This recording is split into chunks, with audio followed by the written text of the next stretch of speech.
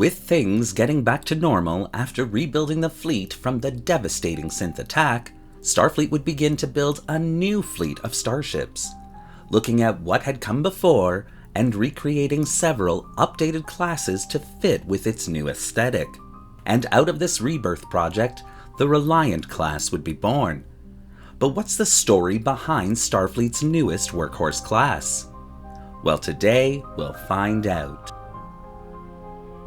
Hello and welcome to another episode of Truth or Myth Beta Canon, a Star Trek web series that dives into the history of any given topic using beta canon sources and my own imagination to fill in the gaps. In today's episode, we're taking a look at the Reliant Class as first seen in Star Trek Online and later made canon in Star Trek Picard Season 2 to better understand its place in Star Trek history. Please note, this is another class that I love. Designed by Hector Ortiz and modeled by the great Thomas Maroney, the Reliant Class is a true homage to the infamous Miranda class, and it's brilliant. But of course, and as always, because this is just a beta canon video, all information relayed should pretty much be taken with a grain of stardust, and only considered a little bit of Star Trek fun. And so, with all that out of the way, let's begin. The synth attack had not only taken a toll on Starfleet Command and the United Federation of Planets, but it also became a new turning point for starship design. Prior to 2385, Starfleet Command had a plethora of starship designs, filling various roles throughout Federation space. But after 2/3 of the fleet, which had been recalled to Mars for various upgrades to assist with the evacuation of Romulus, were lost in the attack, Starfleet Command had to think quickly, finding itself suddenly vulnerable and inadequately able to protect its own territory and member worlds.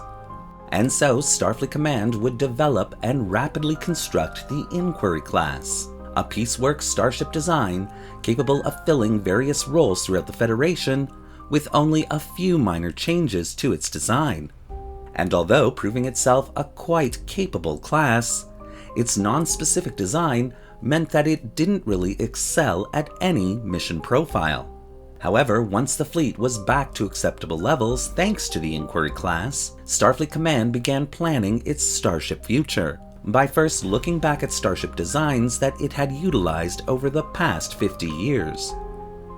Classes like the Sovereign and Odyssey would immediately get construction orders, with very little changes to the design, at least externally, while classes like the New Orleans, Challenger, and Springfield would have the design committee take a long look at them. For Starfleet Command and the Federation, aside from a few retro design callbacks, they wanted to head into the 25th century with a brand new look. And so Starfleet would discontinue most of the Project Galaxy classes, aside from the Galaxy and Nebula classes, which themselves would get a substantial refit, bringing them more in line with Starfleet's vision of its future. Designs like the Excelsior class, which was a tried and true design, would itself get a Mark II update, joining Starfleet's new Starfleet as a starship of the line. While other classes, like the long discontinued Constellation class, would be reborn into the Sagan class, a completely new starship design based on that old but respected vessel class. One thing that was also very clear to Starfleet Command was the service that the Miranda class had provided the organization over the past century. But her older style space frame design was long past its expiration date. And so Starfleet Command requested that its design engineers take a look at the Miranda class, update the designs similar in the vein of the Sagan class, and give the Federation a new workhorse to play with. And through this rebirth, and after the lifting of the ban on using the once tarnished name, the Reliant class would be born. Sitting at a length of 280 meters and 11 decks tall, the Reliant class would be designed to be operated by 200 officers and crew members, but with several breakthroughs in automation, she could easily be run by a mere 12 crew members. Altering her official mission profile slightly, it was decided that the Reliant class would take on the role of border patrol and policing, though of course, the class would end up taking on the role of all-around workhorse, much as the Miranda class had quickly done.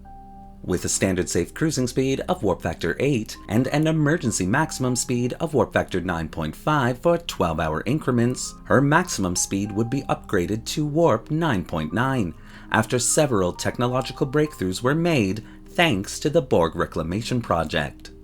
The Reliant class contained an impressive arsenal of weaponry, including 11 Mark 12 phaser emitter arrays and 4 torpedo launchers, 2 forward and 2 aft, capable of firing photon, quantum, and even transphasic torpedoes if necessary.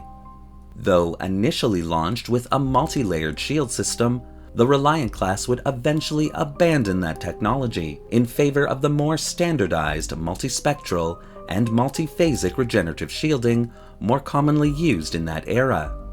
Unlike the Miranda class, the Reliant class would contain a deflector dish system.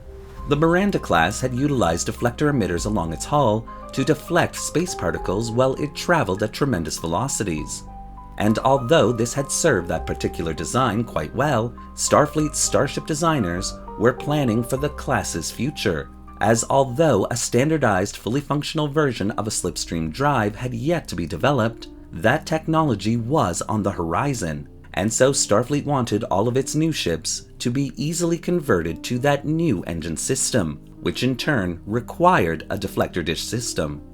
The Reliant class would retain the 2 shuttle bays located aft port and starboard within the Miranda class design, but internally, the ship would bear little resemblance to her ancestor.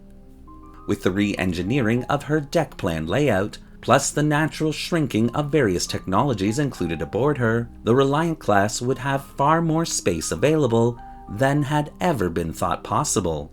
The new holographic emergency crew system would also be included within the Reliant class. Launched in the mid-2390s, the Reliant class, like many other classes of that age, would outperform Starfleet's expectations and immediately prove its worth to the Federation. Compact in design and easily constructed meant that this class would be rapidly constructed and by the 25th century would begin to replace several Inquiry-class starships that had been filling the same role for almost a decade. In fact, deconstruction of many Inquiry-class starships reconstructed into the Reliant class would be a common occurrence during the first decade of the 25th century.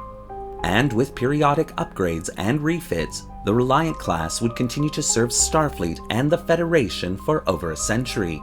Created to replace an unglamorous but solid design, the Reliant class would prove itself to be just as reliable as her previous iteration had been, earning this class its valued place in Starfleet history.